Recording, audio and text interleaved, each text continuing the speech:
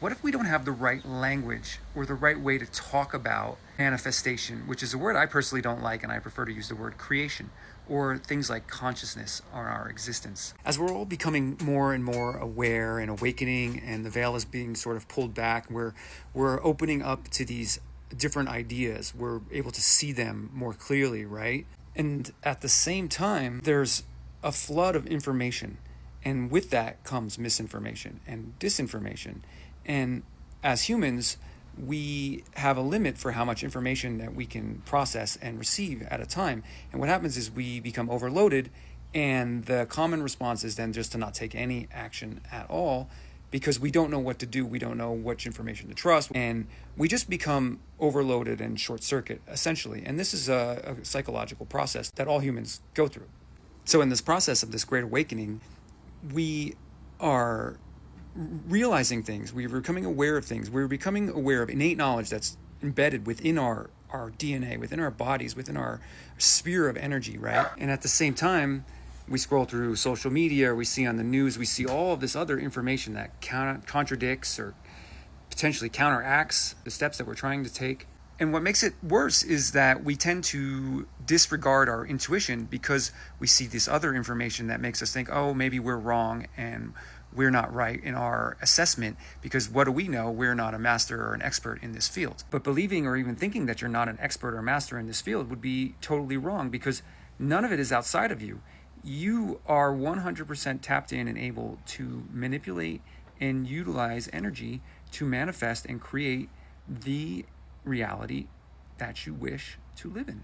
But this is the rub, the language to talk about it and the way to use the tools is what complicates everything. And this is where this separation comes in, where we feel like these things are separate from us, but they're not. And what it boils down to is a battle for your attention, because your attention is your currency. So trying to describe the language of creation or manifestation through language, through the use of words and descriptions, when it's something that's living in a ephemeral, ethereal realm outside of what can be described. And so in saying that, right, in a way, I'm creating separation between me and what it is that I'm able to comprehend or acknowledge or understand. But here's where it gets tricky, because it's not actually separation, because your body, your energy, your field, your innate knowing, the collective unconscious, the information, all of the information, every bit of information that exists is available to you in the field. So what does that mean? That means that it then becomes a language of embodiment. And so trying to explain someone how to embody the energy and to become the consciousness that they want to exist within, we need to talk about it.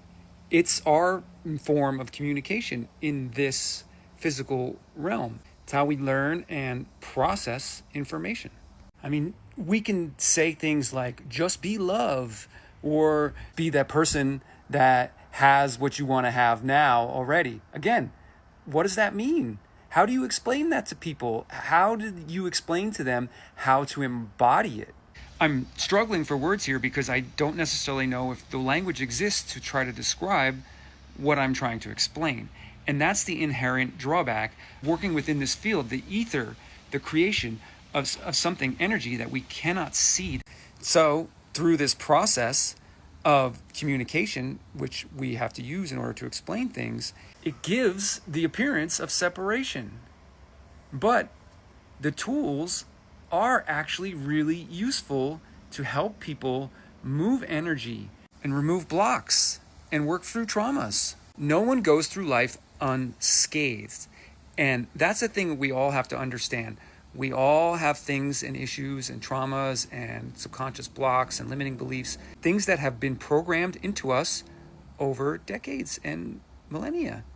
We're the sum of all of our parts. And it doesn't really stop there. It is you. You are it. It is all happening at once. Time, space is an illusion. There is no separation between you and what you want. The language is the separation. and the embodiment is the wholeness. And I would love to hear from you guys what you think about this. If you made it this far, put it in the comments, let me know. And don't forget to like, share, and check out my page because I got a bunch of freebies and it's full of information, and my community is free now as well. So feel free to run over there and learn a bunch of new stuff.